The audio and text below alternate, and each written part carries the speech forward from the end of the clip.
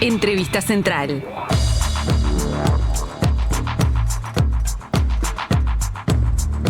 El 4 de febrero de este año, Nayib Bukele fue reelecto como presidente en El Salvador con el 85% de los votos. Esta fue una jornada electoral que se dio en un contexto de régimen de excepción y con constantes denuncias de los partidos opositores que planteaban que su postulación como candidato es inconstitucional y cuestionaron múltiples irregularidades durante la jornada electoral.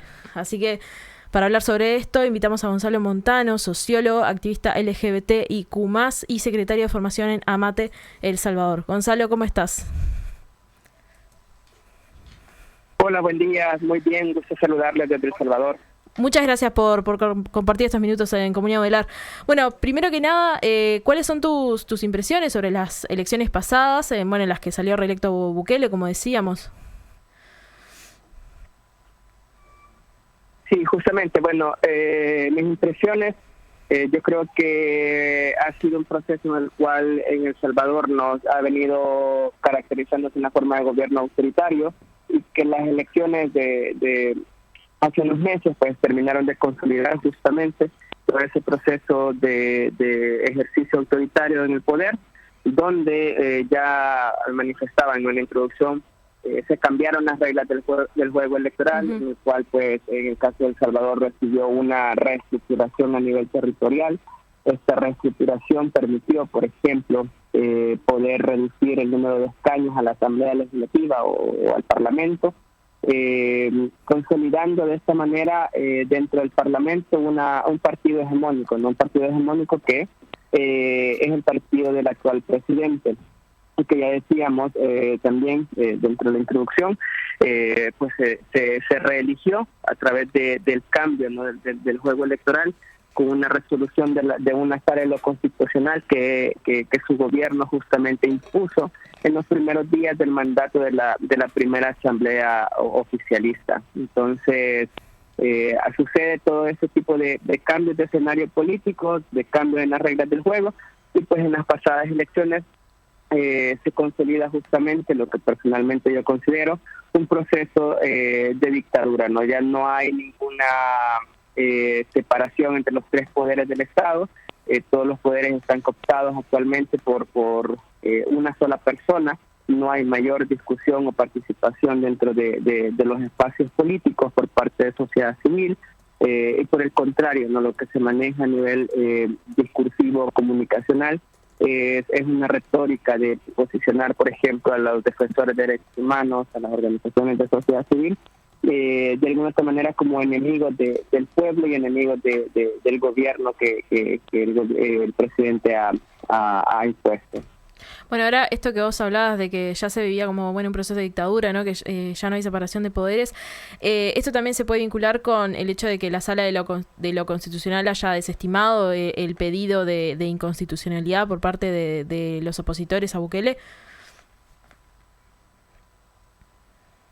Sí, justamente. Mencionaba de que una de las cosas y de las acciones que hizo la primera asamblea legislativa del partido oficialista fue remover mediante un golpe de Estado a la anterior sala de lo constitucional, y decidieron poner ellos mismos a las personas que estaban a su favor, ¿no? Entonces, esta nueva sala de lo constitucional justamente es la que permite hacer una reinterpretación de supuestos artículos de la Constitución, a pesar que la Constitución es clara, por lo menos en 7 artículos diferentes, donde se prohíbe la reelección presidencial. La nueva sala impuesta brinda esta resolución, donde dice que el presidente pues se puede reelegir.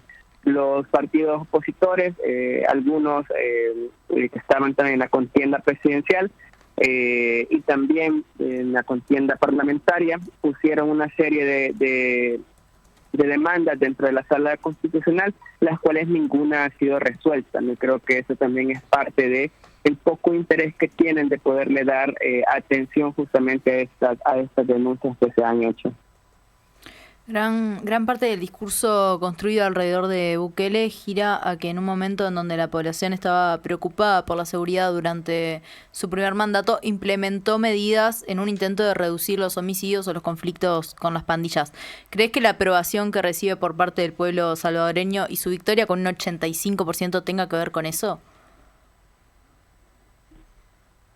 Yo creo que sí, es decir, el tema de la seguridad pública había sido un tema que venía agobiando a las familias salvadoreñas desde casi que el proceso de acuerdos de paz, ¿no? Desde los años, los acuerdos de paz en El Salvador después del conflicto armado se firmaron en 1992 y la violencia justamente perpetrada por grupos al margen de la ley, llamados pandillas, justamente se volvió como la causa principal de preocupación en las familias salvadoreñas.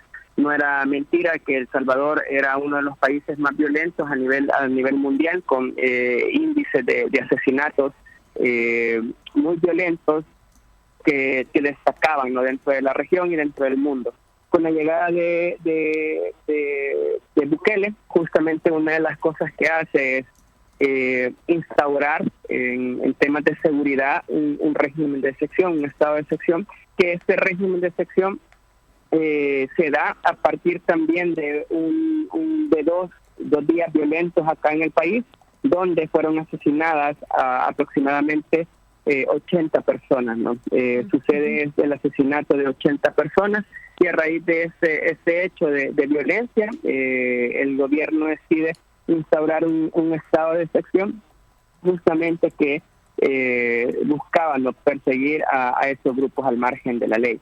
El estado de excepción aparentemente tiene efectos positivos al disminuir la violencia, por lo menos controlarla, y hasta la fecha se presenta El Salvador como un país donde los índices de violencia han bajado muchísimo y ahora se considera uno de los países más seguros. Contra esa narrativa, ¿no?, que se ha montado a nivel internacional y también a nivel nacional, yo creo que hay que hacer algunas acotaciones y también alguna información que tal vez no se sepa de manera internacional. En el caso de El Salvador, han existido una serie de procesos que lo han liderado otros gobiernos, en el cual para reducir la violencia, por ejemplo, se habían hecho algunas treguas entre sus grupos pandilleriles y el gobierno. Esas treguas de gobiernos pasados salieron a la luz y también periódicos como El Faro, también acá en El Salvador, en el caso del gobierno de Bukele, también sacaron información de una posible tregua entre las pandillas y el gobierno. ¿Qué quiere decir esto? Que la disminución de la violencia, en el caso de El Salvador, no únicamente se puede adjudicar al régimen de excepción, que es la narrativa que se ha instaurado, sino que en este caso en las notas periodísticas que sacaba El Faro, por ejemplo, hacían de cuenta que también parte de esa reducción de la violencia tenía que ver con ciertas negociaciones que se habían hecho entre el gobierno y estos grupos al margen de la ley. Y hay algunas evidencias, como por ejemplo líderes de pandillas que supuestamente fueron capturados, que tendrían que estar detenidos en El Salvador. Tiempo después fueron capturados, por ejemplo, en la frontera entre México y Estados Unidos, y toda la población se quedó preguntando como este fue uno que supuestamente se capturó durante todo este proceso de régimen, ¿cómo es posible que haya estado en libertad y fuera del país, ¿no? Se filtró, por ejemplo, algunas discusiones de funcionarios del gobierno donde decían que justamente a estos líderes o cabecillas de pandilla los iban a sacar de El Salvador a través de Guatemala, etcétera, etcétera. Y pues está esa información a nivel periodístico que nos dice, ¿no?, que el tema de la disminución de la violencia no únicamente se puede achacar al régimen de excepción, una política pública que ni siquiera conoce la población, sino que ha sido de carácter secreto y que se va revelando por etapas. Según nuestra Constitución, los estados de excepción no pueden ser prorrogados por más de 3 meses, si no me equivoco, y en el caso de El Salvador ya llevamos más de 2 años en un estado de excepción, y que las organizaciones, por ejemplo, anunciamos que la cuestión que dio origen a este estado de excepción ya no existe, por tanto es inviable seguirla sosteniendo.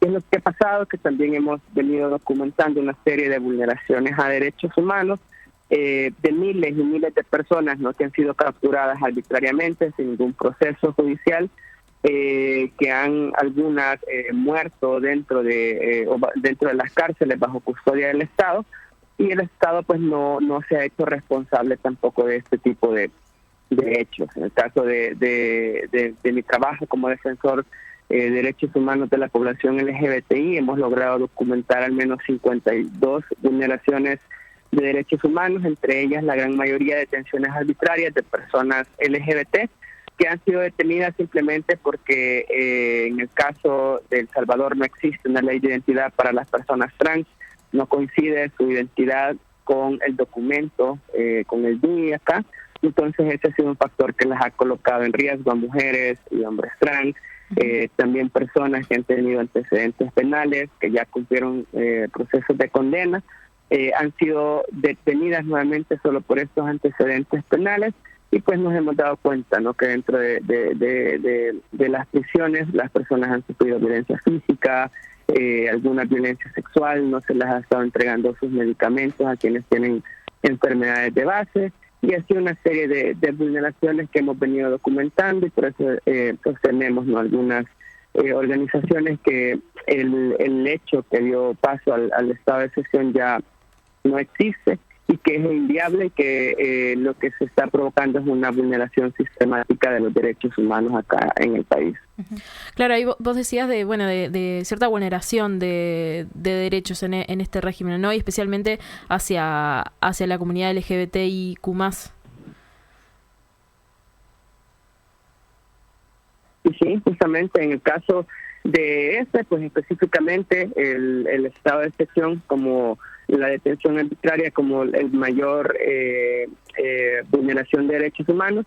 Sin embargo, también se han venido registrando otras, como por ejemplo un aumento del discurso de odio, que es promovido también desde el presidente, no hace algunos meses. Por ejemplo, él en una reunión que hace el Partido Republicano en Estados Unidos, a la que también asistió líderes como Milley, Donald Trump, entre otros que son reconocidos, ¿no?, como conservadores y también parte de una derecha un poco extrema. El presidente de El Salvador daba una declaración a una organización antiderechos que él decía, ¿no?, que él estaba en contra de la ideología de género, porque era una ideología que estaba en contra de la familia, en contra de Dios, etcétera. Inmediatamente esas declaraciones se tradujeron en el caso de El Salvador a declaraciones como por ejemplo del ministro de Educación, diciendo que había sacado todo indicio de ideología de género del sistema educativo. Luego el Ministerio de Salud, por ejemplo, empezó a eliminar las políticas de atención en salud a población LGBTI. Los formularios en algunos de atención en salud se preguntaba, por ejemplo, sobre la orientación sexual, la identidad de género de las personas usuarias del sistema de salud público. Esos formularios fueron eliminados y se crearon otros formularios donde, por ejemplo, a las mujeres trans y a los hombres gays se les conoce como hombres de alta prevalencia, en el caso de hombres gays para infecciones de transmisión sexual, y en el caso de las mujeres trans se les considera hombres de muy alta prevalencia, ¿no?, siendo todo un proceso de irrespeto a la identidad de género de las chicas trans. Y así hemos venido documentando otra serie de vulneraciones que, por ejemplo, se han dado dentro del sistema educativo, donde docentes de manera arbitraria también le han dicho a algunas personas, principalmente chicas trans que están estudiando en el sistema educativo, que ya no pueden ir con su expresión de género femenina por orden del presidente, y esto pues sin duda trunca, ¿no?, el proceso educativo, o de directores de escuela que, por ejemplo, se han sentido en la libertad a partir de esas declaraciones de correr de su puesto de trabajo a personas LGBTI, en el caso de hombres trans que se dedican al tema de la educación.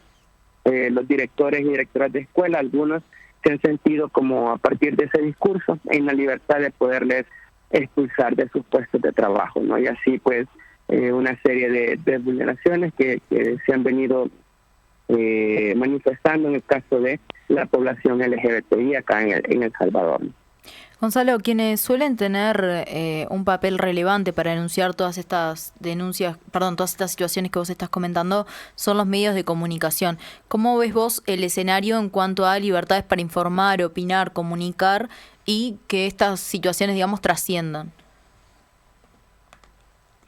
Y creo que esa me parece una muy buena pregunta, porque en el caso de El Salvador, creo que lo que ha sucedido es que a nivel comunicacional también existe una hegemonía por parte de la narrativa gubernamental, es decir, no solo a través de los medios tradicionales como la televisión, la radio, los periódicos nacionales, los noticieros, etcétera, sino que también acá se ha hecho mucho uso de las redes sociales y principalmente de otros actores como por ejemplo youtubers, medios de comunicación alternativos, como por ejemplo los que solamente tienen sus canales de YouTube, pero supuestamente se identifican como un medio de comunicación que informa, entre comillas, ¿verdad? Acá básicamente los quienes pueden o quienes manejan o establecen la agenda pública son todos estos medios de comunicación que se encuentran alineados, ¿no?, a los intereses gubernamentales. Por ejemplo, acá ha habido registro de cómo desde el gobierno central se castiga con la pauta publicitaria a los medios de comunicación que tienen, por ejemplo, una postura crítica frente a la situación del país. Son medios que cada vez se les está o se les brinda menos capacidad de pauta publicitaria, y por el contrario se premia, ¿no?, a los medios que sí manejan toda la narrativa gubernamental. A nivel de libertad de expresión, yo creo que lo que existe actualmente es una censura por parte de los medios de comunicación, por lo menos aquellos que son un poco más alternativos y que brindan una postura un poco más crítica. Algunos tratan de manejar con pinza la información que brindan, ¿no?, que pueda